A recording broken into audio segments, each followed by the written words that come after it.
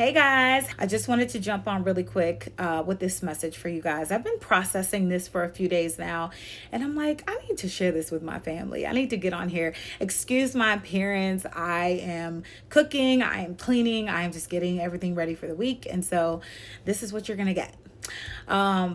So let's jump right into it. But before we jump into it, I feel like I have to put this disclaimer out. The things that I say on my channel are real. Okay. The things that I say on my channel are from my experience. Okay. And the things that I say on my channel are approved by God. And so I am very transparent about my experiences. I am very transparent about the things that I share on this channel, because I feel like it would be a disservice to hold things back from y'all when I could be saying things that could unlock some things for you, if you know what I mean. And so, of course, I'm not going to share things that are not going to be valuable for any of you, but I'm going to share my experiences, knowing that the people that I have experienced these things with are watching me. And so I just want to make sure that everybody in the room is clear that Sherry is very well aware of the heat that could possibly come back, and that's fine.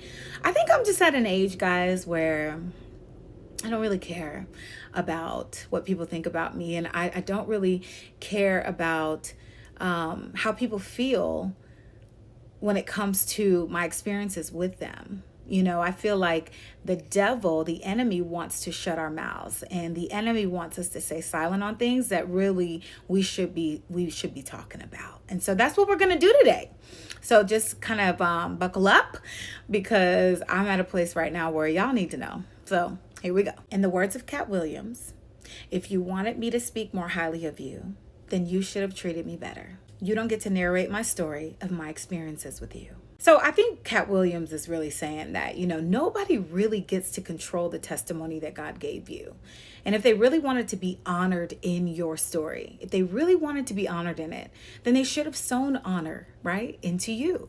So let's just get started. They say hindsight is 20/20. And looking back, one of the first things that I think I should have done a little bit differently is I should have cut my ex's side of the family off sooner. I mean, a lot sooner. Because anytime that you are connected with people who have direct access to your abuser, that's a problem. For me, they became an indirect line of communication back to him. Everything that I was doing, all of my plans, all of my thoughts, all of my feelings got back to him. Even though we were no longer together, there was this invisible string that kind of kept us together. And he had tabs on my every move. And yeah, that slowed down my healing process, y'all. Not only that, they would also be sharing information with me that just kind of like made me second guess what I knew to be true, what I knew God was telling me. And so it just wasn't really good at all. It wasn't healthy at all. And I encourage those who still have direct communication with family members that are still connected to your narcissistic abuser. Y'all, you got to cut them off. And it may not be a lifetime. It may just be for a season. The truth is, their loyalty was never to me. It was always to him. And so, you know, even during the relationship, there was a lot of enabling and there was a lot of excusing of behaviors. I should have known better. I should have, realized the role that they were playing in this relationship. And I should have backed away a lot sooner. It would have cut back on a lot of the manipulation. It would have cut back on a lot of the grief, a lot of the pain. It was like added pain, right? Because it's not just one person you're dealing with. You're dealing with the betrayal of the entire family. And that kind of collective betrayal really cuts deep, because the very people that you think are going to stand for truth are actually protecting that dysfunction. So moving on to number 2. After my divorce, I should have immediately cut off direct communication with my ex and used monitored court-approved apps. See, narcissists use texts, they use calls, they use emails, they use smoke signals, blimps, whatever form of communication they can get to you, they use it. They use it, though, to intimidate you. They use it to devalue you. They use it to threaten you, right? And so if I could do this thing over again, y'all, right after the divorce, I would have cut it off right then and there. You need a paper trail. You need You need accountability, and that's exactly what these apps do when you are dealing with a high conflict personality. So yeah, I wish I could go back and change that one thing. This should have been number one. And I want to be clear what I'm talking about. I need to paint this picture for you.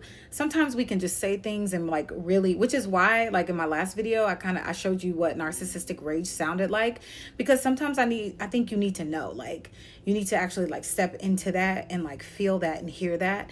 So I want to explain this to you. This is what I mean about having direct communication with a high conflict personality, with a narcissist. They like to threaten you. They like to harass you, and they will do it in a way that is very, very, very, very dangerous. They will send you text messages that are nonstop. I'm talking like, I'm gonna try to do it in the video. You know, it's like boom, boom, boom, boom, boom, boom, like nonstop messages that are absolutely triggering. And when you have this type of connection with them, when you have this open door to them, it can do a number on your nervous system. So get the app. Okay, I'm going to drop some of the links down below in my description for some companies that I know are really good about this. They know what this is. This is why they have them in place. Some things that some of my friends, my older friends, they say, they're like, dang, man, I wish we would have had this back then. This would have cut back on a lot of pain, a lot of discomfort, you know, and I'm sure they would have probably healed a little bit quicker and a little bit faster as well. So it's important, guys. I mean, we shouldn't be communicating with anybody who wants to destroy us with their words, right? We know that death and life is in the power of the tongue. And so the narcissist knows exactly how to use those words as daggers to get to you. And so it really slows down your healing process when you have direct communication with them, because they know how to tear you up. And so words are powerful. And I don't know who made this whole entire, you know, this sticks and stones may break your bones, but words will never. Nah, words will hurt you. Words will cut at you, and they know this. Narcissists know this, which is why they use their words to try to destroy everybody they come across. So cut the communication off. All right, moving on to number 3. I had to close the windows. It got a little dark outside, so I had to turn the lights on. But number 3, what I would have done a little bit differently, what I should have done differently, was that I should have been a little bit more wise with the information I shared at my church. I think this is for everyone, right? If you come out of something like this, or you come out of a narcissistic abusive marriage, you come out of something completely just horrific, like a whole nightmare. You go to church and you're seeking refuge, you're seeking prayer, you're seeking some sort of comfort and support or whatever. And I shared my experience already. Y'all can go back to that video where I talked about how I felt gaslit in the church. I'll drop it down actually in the description, or I'll attach it to this video for you guys to go back and watch. But one thing that I would have done a little differently is that I would have been a little bit slow to seek support, right? Because here's the truth.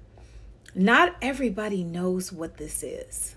And if we're not careful, we can share our stories and we can share things with people, not realizing that these people have no clue what you're talking about. So what does that mean? They may not be, well, first of all, they're not going to be able to give you the right advice. The Bible says to seek wise counsel. They may also invalidate your experience, which causes more pain, right? It actually puts you in a place where you're in more danger than you came in to begin with. And vulnerability in the wrong hands can be weaponized.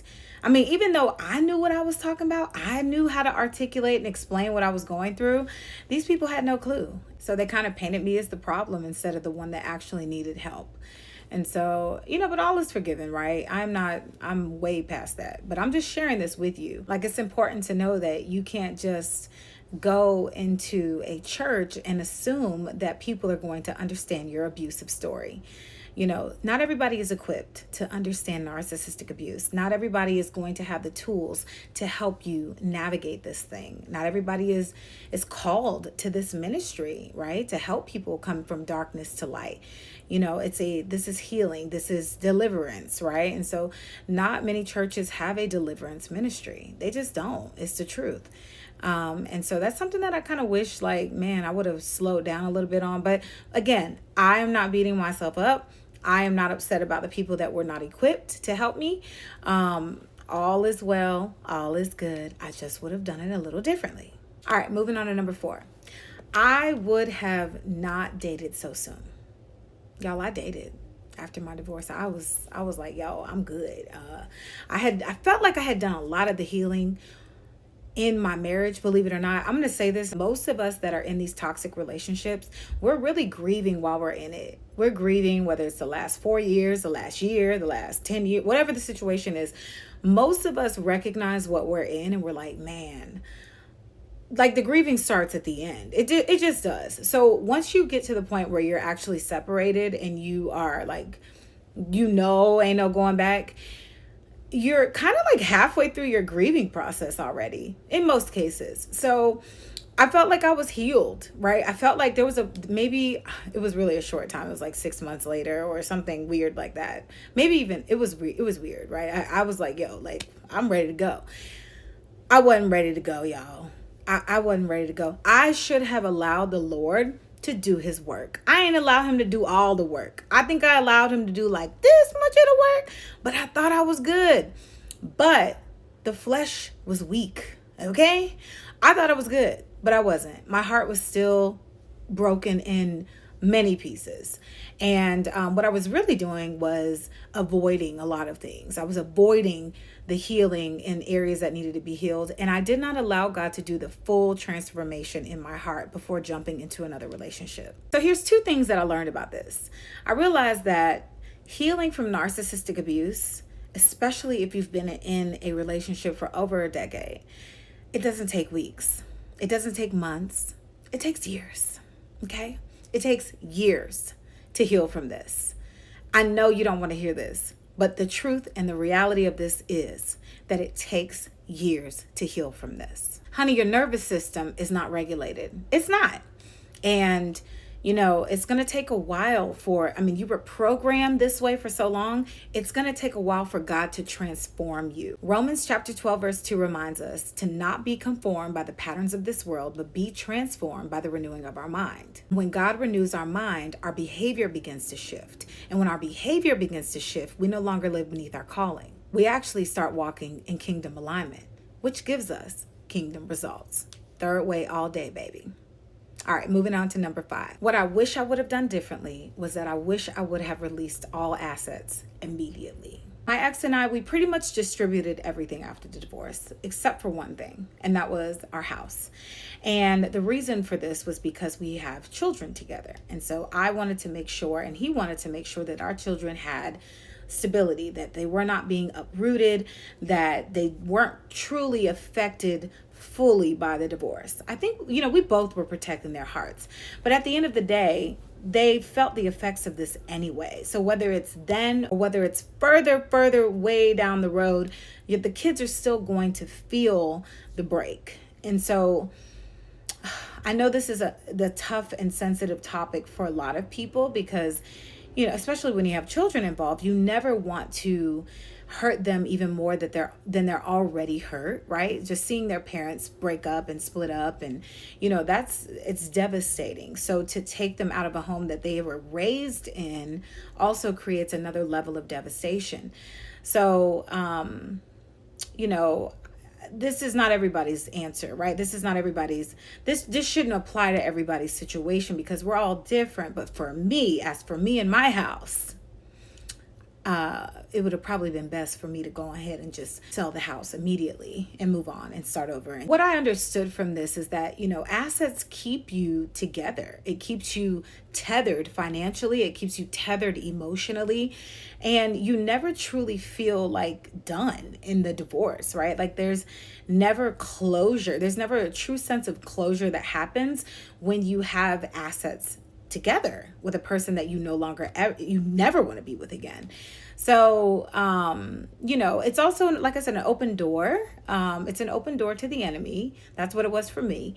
And it just caused a lot of delay. It caused a lot of manipulation. It opened the door to a lot of abuse that was unnecessary, So this is something that I wish I would have just nipped in the bud right away. When the divorce was final, I should have moved on. When God delivers us from bondage, he's calling for full separation. He's calling for full detachment.